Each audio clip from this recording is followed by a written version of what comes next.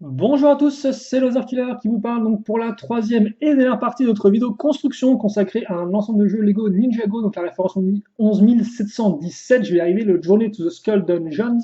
Donc justement, eh bien, on a bien avancé sur notre petite structure, hein, voilà.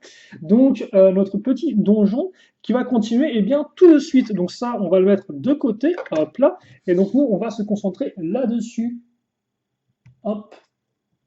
Hop, ici, ouais, merci, voilà, ça fera 15 euros. Donc, on va prendre des petites pièces et on va commencer la construction qui sera vraiment une construction à base de petites pièces, justement, hein, très clairement. Alors, vous savez tous à quel point j'adore ça, mais on va le faire, on va le faire, on va réussir. Hop là, donc on met tout ça, donc des petites pièces avec des accroches à clip mâle. Ensuite, bam, la grande plaque qui vient solidifier tout ça. Ça fait plaisir par où ça passe. On fixe ensuite la 1x4. Est-ce que je vais y arriver? Oui, c'est une réussite. Ensuite, ok, on va prendre ça là. Donc on va mettre une nouvelle case. Ok. Oui, par rapport à ce que je disais auparavant, hein, si vous faites un et que vous traversez tout ça, c'est cool, mais juste après, il faut refaire un pour avancer juste de quelques centimètres au-dessus. C'est un peu particulier. Bon, je sais pas trop si vous comprenez ce que je veux dire. C'est pas très, très grave. Car là, on va mettre une grosse plaque et on va vraiment commencer à avoir une fondation solide pour justement eh bien, construire ce qu'il y a à la fin de ce donjon. Enfin, la fin. La fin ou le début, je ne sais même plus, parce que logiquement, ce qui est très cool avec donc, ce concept jeu de plateau, tout ça que j'ai pas encore parlé, que vous avez peut-être dû voir par vous-même, c'est que eh bien, toutes ces structures, logiquement, vous pouvez les mettre ensemble. Alors, soit effectivement à travers le tapis de jeu, où vous mettez les structures sur les différents coins du tapis de jeu, mais aussi sans le tapis de jeu, le plateau entre guillemets, où vous allez pouvoir raccorder directement les différentes structures entre elles, justement, donc avec que du Lego, quoi. Et donc c'est vrai que ça, je me souviens plus comment ça fonctionne par rapport aux autres structures, si on peut le raccrocher à la suite, au reste du donjon ou pas. Je pense que je crois qu'en fait il y a deux chemins pour arriver ici, genre celui qu'on a vu au début et un qui sera là. Bref, ça on le verra après justement. On va pas, on va construire. Parce que des fois quand je parle, je m'arrête de construire et c'est pas bien parce que bah, vous voudriez plus que je construise que je ne parle, je suppose. Ok, donc on prend ces petites pièces là qu'on va mettre ici. Donc là encore, ça sert un peu de décor, oui, enfin de décor. Ça fait un peu comme s'il y avait une sorte de poutre en bois, je suppose, qui soutenait cette partie-là. Et encore, je suis pas sûr que ça s'est pas fait de couleur bois. Alors il y a une feinte, vu que la partie du milieu, c'est la même, mais pas vraiment, vu qu'il y aura une pièce 1x4. Ok. Oh, ça rentre plutôt bien. Ça rentre dans la feinte, effectivement, qu'on a créée ici avec notre méga pièce et nos plus petites pièces. Donc c'est tip top. Hop.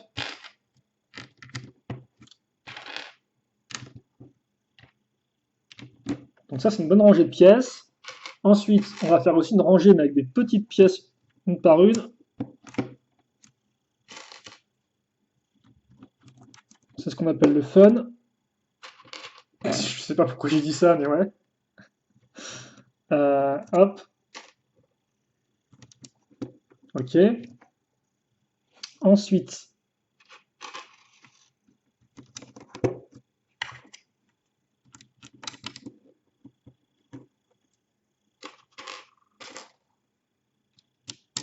donc des petites pièces avec un tenon au centre. Je crois qu'on appelle ça des jumper plates en anglais. Pourquoi? Je ne sais pas. Parce que pour moi, le jump, c'est dire sauter, mais je dois avoir une explication que je n'ai pas en tête. Ah oui, c'est bien symétrique les rochers là. Je ne sais pas. Mais pourquoi c'est aussi symétrique en fait? Pourquoi c'est genre exactement genre poum poum poum en effet miroir tout le long? Je ne sais pas. Ok. Ensuite, on va fixer hop notre point d'arrivée. Donc c'est là où le jeu se termine. Mais donc oui, ça fait qu'il y en a un. Genre par exemple, si lui il commence là, littéralement il doit faire genre un, 2, 3, 4. Donc c'est très rapide en fait. Il peut le faire en deux lancers de dés, quoi. D'où l'idée peut-être de rallonger avec d'autres cases ici, entre guillemets. De faire comme si c'était des cases. Là encore, je parle, mais ça se trouve, tout ça c'est expliqué clairement dans le mode d'emploi un peu plus complexe. Donc excusez-moi si je raconte des bêtises. Alors, je dis des choses qui ont déjà été dites. Là encore, je suis sûr que vous ne louperez pas une occasion de me reprendre, bande de petits chenapans. Alors, on continue tranquille, hein. Vraiment un coup de petites pièces. C'est tout ce que je vais faire là. Ok, donc il est à 85 maintenant. Enfin, là encore, ça va pour l'instant, vu qu'il n'y a pas le truc agaçant qu'on va faire ensuite. Il y a même des cristaux transparents, donc ça, par contre, c'est bonus, voilà. Hop. Oh, yes. Alors. je- Oh, d'accord, je me disais, c'est quoi ce truc? En fait, non, d'accord. Ça, c'est un endroit pour faire chauffer une petite marmite. Et je n'ai jamais eu cette pièce auparavant. On voit qu'on a l'accroche là pour mettre une anse, je suppose. C'est cool. Est-ce qu'on peut la mettre sur une tête de figurine, genre poum? Je ne sais pas. En tout cas, on met ça là, donc. Hop, ça, c'est très cool, hein. Petit détail sympatoche. C'est vrai, quand on est structure Lego Ninjago, des fois, on a plus l'habitude d'avoir des forges, hein. Ils aiment beaucoup faire des forges, ce qui, des fois, a du sens. Mais là, je suis content qu'on ait pas une forge, mais qu'on ait un petit lit et un petit. De quoi se préparer un petit casse-croûte. Hop. Alors. Donc, on accroche ça, donc ça, c'est bien solide, je suppose. Oui, je comprends pas trop pourquoi on utilise cette pièce-là, mais peut-être parce que ça va maintenir un truc qui est assez lourd. Non, je sais pas. Ça fait pas beaucoup de sens.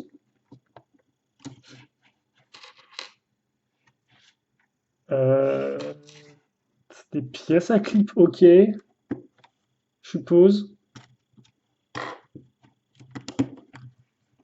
D'accord. Ah, ah, ça va être cool. Donc là, effectivement, on va prendre plein de petites pièces une par une avec un tenon à l'avant, comme ceci. Alors, un tenon à l'avant, mais comme pour la pièce est un peu creusée, hein. Vous avez une sorte de rabat là, de truc qui dépasse de rebord. Maintenant, il y a aussi des pièces une fois une avec un tenon qui ressort, mais qui n'ont pas cette espèce de rebord bizarre qui, des fois, vous empêche de faire certaines constructions. Ça, c'est clairement une pièce de l'époque. Oh, on a une sorte de mur en ruine, là, j'ai l'impression, de mur un peu cassé. C'est cool.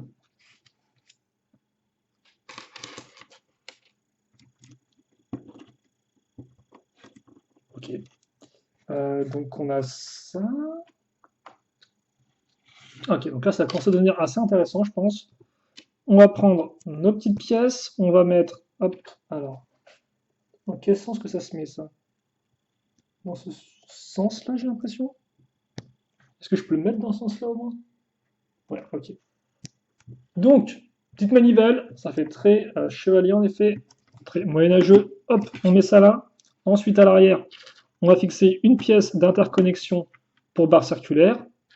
Puis, on va mettre cette pièce-là, très pratique quand on fait des constructions Lego techniques.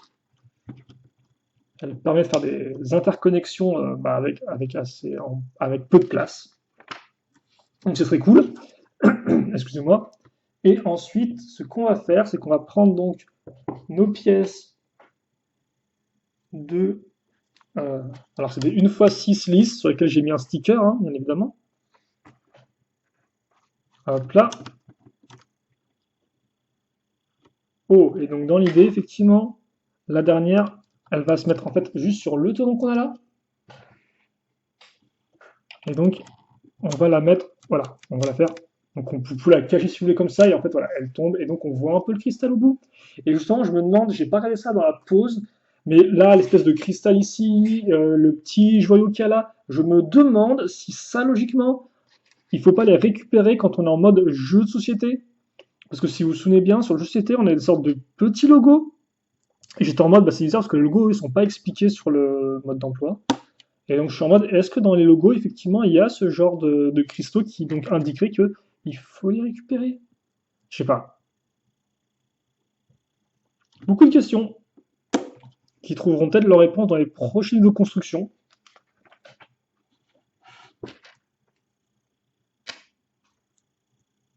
Par contre, c'est vrai que là, on n'a pas encore eu beaucoup de nouvelles pièces. Alors, je sais pas si ça c'est nouveau ou pas, je pense pas personnellement. Mais c'est vrai que forcément, ce qui est cool avec les nouvelles vagues, généralement, c'est qu'on a des nouvelles pièces. Là, jusqu'à présent, j'ai monté deux modèles. Elles sont un peu aux abonnés absents. Donc peut-être qu'on devra attendre effectivement plutôt 2021 pour ça. Après, c'est vrai que là encore, comme on peut le voir, bon, les constructions ne demandent pas des nouvelles pièces. C'est de la roche, tout ça, donc ça se construit avec des pièces très, très basiques, quoi. Alors par contre, ça c'est cool parce que c'est moi, ils ont réussi à caser à nouveau une sorte de petite arche.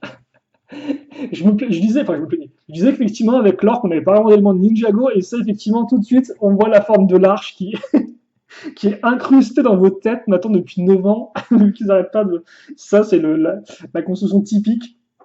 Et si, ils l'ont fait, donc oui, on a quand même un côté un peu Ninjago. Et c'est cool parce que tout de suite, on a tout ça, on est en mode, ok, d'accord, c'est médiéval, on voit le truc et tout, ça brûle, les flammes et tout. Et là, ton regard, il arrive ici, il est en mode, ah ok, d'accord, c'est Ninjago. D'accord, c'est Ninjago, j'ai compris, c'est Ninjago. Donc, sympathique. Et vous savez aussi ce qui est extrêmement sympathique, c'est cette nouvelle pièce de lame. On parlait de nouvelle pièce, bah tiens, voilà une nouvelle pièce extrêmement spécifique. C'est la nouvelle pièce de lame avec le petit crâne comme ça en mode trop dark. Au-dessus, au niveau de la garde, là, boum. Et le petit symbole bicolore, bien évidemment. Je vous rappelle qu'il y a deux en fait, types de lames comme ça. Il y a celle qui est avec la lame blanche et l'autre qui est avec la lame noire. La lame blanche, on l'a eu avec effectivement le dragon de Wu. Et donc celle-ci, on l'a avec ce modèle-là. On le retrouve bien sûr dans d'autres modèles. Alors par contre, c'est plutôt... je ne sais pas quelles sont les significations de l'histoire, vu qu'au final, ça c'est la version inversée à la lame blanche. Donc est-ce qu'il y a un concept de yin et de yang? C'est aussi que le grand méchant, j'ai l'impression, a un peu ses couleurs blanches et noires au niveau du visage et au niveau de son casque. Donc est-ce qu'il doit est-ce qu'il doit tenir les deux épées en ses mains? Enfin bref, je pense qu'il serait cool, effectivement, le grand méchant, s'il avait une épée de chaque dans ses mains. Ça pourrait être sympatoche. Enfin, l'épée blanche à gauche, l'épée noire à droite, par exemple.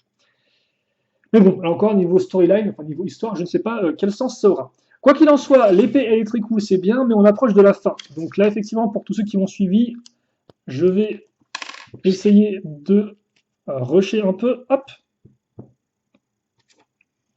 Vu qu'en plus, là, c'est de la construction technique, pièces d'interconnexion, grosse ambiance. Hop. Et au bout, euh, ok, d'accord. Donc effectivement, au bout, on va avoir une barre de 3 avec un stop. Pourquoi il y a un stop et je sais pas. Pourquoi c'est pas juste une barre de 3 normale? On met nos petites pièces qu'on a déjà vues là tout à l'heure, souvenez-vous. Enfin tout à l'heure, au tout début, ça remonte. On le range là. Hop, ce bruit de l'enfer. Et donc, c'est là où ça va être intéressant, parce qu'effectivement, on a mis ça ici, donc ok. Ça, on va le fixer là. Et justement, on comprend pourquoi on a une pièce avec deux accroches circulaires, tout simplement parce que la seconde va venir bloquer la pièce. Parce qu'effectivement, comme on peut voir, il n'y a pas de friction. Il n'y a pas de friction au sens où ça tombe tout seul. Il n'y a rien qui rattache. En fait, la pièce, elle n'a pas d'attache. Donc effectivement, si pas ça, bah, ça tomberait directement.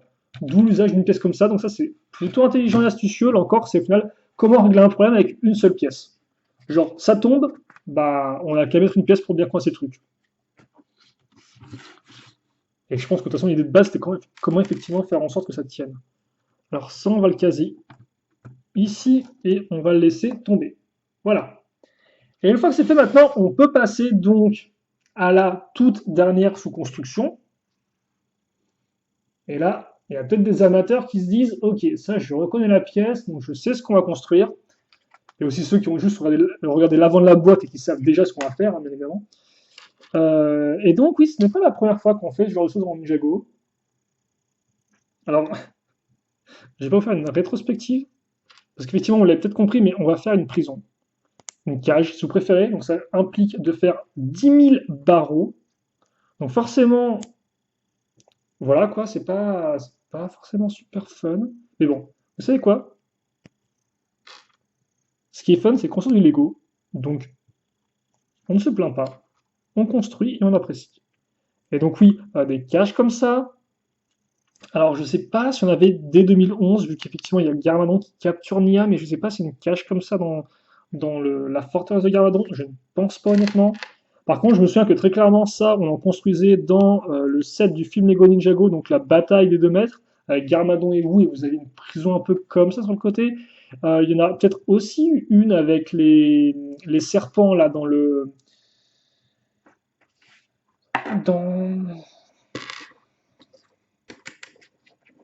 Euh, je perds mon français, là.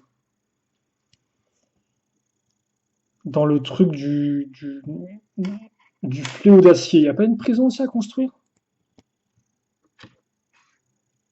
Et il me semble qu'il y en a peut-être une autre dans un autre modèle.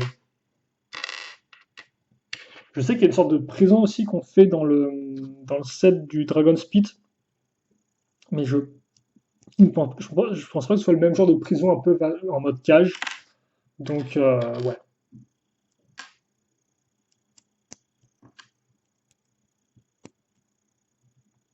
comme ceci.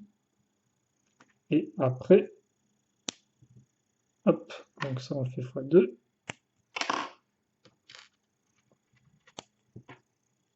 On met nos petites barres entre pour ça maintenant en place. Voilà. Et donc oui, il y en a sûrement peut-être que j'ai oublié entre temps. Ah, il n'y en a pas une aussi dans la cité de Styx? Il y a un truc, non? Il me semble. Hmm. Bon, j'ai pas, j'ai pas effectivement toutes les connaissances en tête, mais il me semble qu'il y a ce genre de choses là. Il faudrait que je regarde un peu plus avec attention au modèle. Ça, on le replie comme ceci. Alors, on peut aussi, voilà, on va peut-être aligner les trucs comme ça. Vu que même si c'est des barres et qu'on les écarte, ça a un peu tendance à faire des trucs bizarres. Donc, on va juste faire ça proprement. Voilà, ça tombe plutôt bien. C'est plutôt propre, hein. Certes, effectivement, peut-être pas le truc le plus fun, mais au moins c'est propre. Ça passe. Donc, on va ensuite fixer ça comme ça. Mettre cette pièce-là qui peut sembler un peu particulière, là, une par une, avec une barre qui ressort, mais qui là, comme vous pouvez le voir, eh bien, est toute indiquée pour ce qu'on veut faire, à savoir raccrocher ça ensemble. Puis ensuite, on va prendre des pièces métallisées. Je parlais justement de la présence, ou plutôt de la non-présence de pièces métallisées dans le set. Eh bien, si, il y en a ici. Hop, donc on va enfoncer nos katanas. Et après, on va fixer ça comme ça. Là encore, pour les bons écartements. Et ça, on va le mettre, eh bien, ici. Donc après, par contre, je me demande, est-ce que la prison a du sens pour le jeu de plateau? Ou est-ce que ce n'est pas le cas? Je veux dire, est-ce qu'à un moment, on peut tomber en prison si on tombe sur une case particulière? Là encore, j'ai pas l'impression. On n'a rien vu de tel, entre guillemets, au niveau des stickers. Et donc ça, on va le mettre ici. Donc forcément, la petite prison au-dessus de la lave, toujours inquiétant. Et donc forcément, elle est carrément dans la lave. Donc c'est pas vraiment ce qu'on veut, hein. Vous vous doutez bien que pas vraiment le concept. Donc l'idée, en fait, c'est que ça, on va le tourner, donc, comme ceci. Et comme vous pouvez le voir, ça va enrouler d'elle-même la prison. Voilà. Et donc là, effectivement, elle est un peu au-dessus. Alors on peut un peu la baisser peut-être. Voilà. Allez, juste ce qu'il faut. Pas trop haute et juste au-dessus de la lave. Ok. Donc on a ça. Alors j'avais zappé de le faire, mais dans la marmite, on va mettre des os. Donc j'espère quand même qu'il reste un peu de viande dessus, parce que si c'est juste des os tout seul, bon, ce sera... C'est pas très très... c'est un repas pas très très frugal. Et donc, visiblement, eh bien j'ai terminé. Il ne me reste plus qu'à accrocher donc mes deux petites pièces là, ici. Ouf! Et boum, j'ai ma structure. Et c'est très cool. C'est extrêmement cool. Donc, par contre, ça c'est censé plus faire comme ça, j'ai l'impression. Voilà. Donc là, c'est tout droit, ça part un peu plus dans cette direction. Il n'y a rien indiqué dans le mode d'emploi. Alors, la question que je me pose par rapport aux règles, c'est vraiment genre nope. Donc, attendez. Ce qui va se passer déjà, c'est que j'ai bien fait de faire une partie en plus. Comme ça, on peut prendre notre temps. 20 minutes déjà, mine de rien. Je pensais que ça prendrait moins de temps, vu qu'il y avait plein de petites pièces, mais généralement, c'est trompeur. Donc, ouais, niveau pièces restant, justement, petit joyau, ou joyal, en français. MDR. Donc voilà, quelques petites pièces en plus, l'épée, etc. Le katana et des pièces d'accroche. Donc il y a quand même de quoi faire. Donc ça c'est bon. Par contre j'ai une question, effectivement, c'est ce truc-là. On a des pièces à clip derrière et je vois pas à quoi elles servent. La seule explication c'est si on veut mettre effectivement l'arme du personnage. Donc cool, hein, c'est bien, c'est pratique. Mais pourquoi il y a deux accroches en fait? C'est juste des accroches libres pour mettre ce qu'on veut. Là encore, là, je me dis, est-ce qu'il y a des rapports avec le jeu? Est-ce qu'on est censé mettre des sortes d'items qu'on doit récupérer? Je sais pas, quoi. Donc ça pourrait être ça l'idée aussi, c'est que on met genre une sorte de trésor ici avec, je sais pas moi, le cristal, des armes à récupérer. Avec les armes, on peut être un peu plus boosté. Par exemple, c'est vrai que là, on a un dé. Mais imaginons que vous achetez plusieurs boîtes et vous avez donc deux, 3 dés. Bah, vous pouvez très facilement dire que vous pouvez éventuellement lancer deux dés en même temps, faire plus mal par exemple, si vous avez une arme plus puissante. De la même façon, vous pouvez aussi instaurer un système de points de vie et donc dire que par exemple, les gros ennemis, ils ont 9 points de vie et qu'il faut faire 9 fois le cœur ou je ne sais quoi. Je pense qu'il y a des trucs à faire éventuellement là-dedans. Quoi que tu me diras, tu peux aussi inventer un système de points de vie avec ça. Parce que là, vous pouvez très facilement dire que par exemple, ici, là, l'ennemi, il vous fait mal et qu'il vous fait 3 points de dégâts. Ça peut être intéressant. Et de la même façon, vous pouvez dire que bah, là, effectivement, si vous faites du dommage à l'ennemi, c'est que 2 points que vous ferez contre lui. Alors que, mettons, si vous dites qu'il a 6 points de vie, bah, ça fait 2 sur 6. Bref, là encore, il faut que je regarde un peu rapidement les règles. Donc, j'ai pas trop embêté avec ça pour l'instant. J'ai juste regardé le truc des cristaux. Et puis après, bah, voilà, on aura fini. Et puis, je me renseignerai là-dessus. Non, j'ai pas l'impression que ce soit ça, effectivement. Je vois vraiment les symboles, c'est genre des ailes, des éboulements, des symboles de méchants. Il y a des cœurs aussi dispatchés, donc je suppose qu'on peut récupérer la vie éventuellement, ce qui aurait du sens. Ok, d'accord. Et donc ça, logiquement, si on le met à plat, excusez-moi, hein, je perds un peu de temps, ça se met comme ça. Vous le mettez ici, et donc voilà. Et donc, vous avez vos trucs pour aller dans les différents, pour naviguer entre les différentes zones. Par contre, j'ai pas l'impression qu'il y ait le petit hôtel pour vous, la petite structure. C'est vraiment que ouais, Minotaure, squelette, enfin dragon squelette et la grosse structure. Ok, bref. Ok, c'est.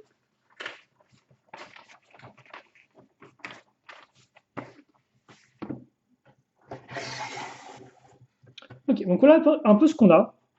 Je vais peut-être. Bah tiens, on peut le faire tourner, c'est pas vraiment un véhicule, mais bon. Alors par contre, le truc, c'est forcément, si on fait tourner et qu'il y a genre à peu près tout qui se démonte, c'est pas être cool. Aussi la poussière sur ce socle est pas très cool non plus. Hop. Donc, on va mettre ça. Hop là. Je vais vous mettre une petite figurine. Bah, on va mettre Jay peut-être. Jay, voilà. Euh, Ici.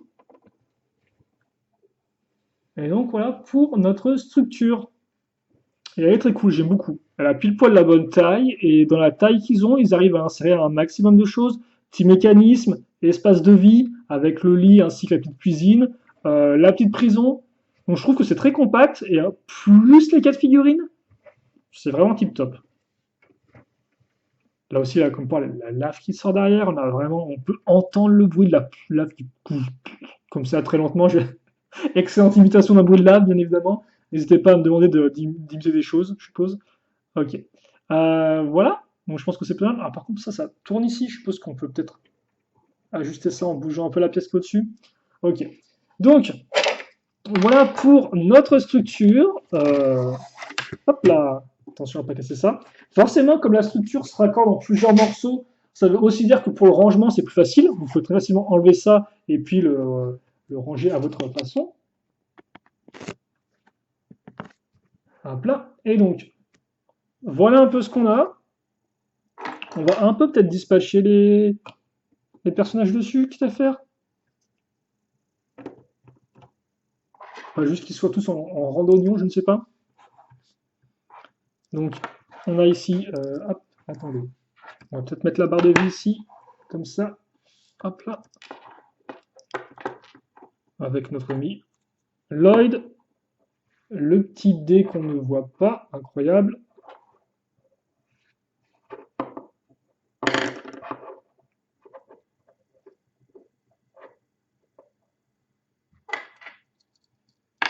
Et on va mettre notre ami Jay qui est dans la lave en fait. Il est dans la lave.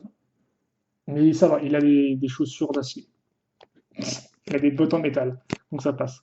Donc, là, je dis ça, mais non, c'est vraiment ces pièces de jambes classiques. Je crois qu'il n'y a aucune différence pour lui sur ses jambes. Même les bandages autour des genoux n'ont pas l'air nouveaux. Bon, là encore, à voir, à observer avec les vagues précédentes. C'est pas le genre d'information que j'ai là à l'instant et c'est pas non plus le plus important.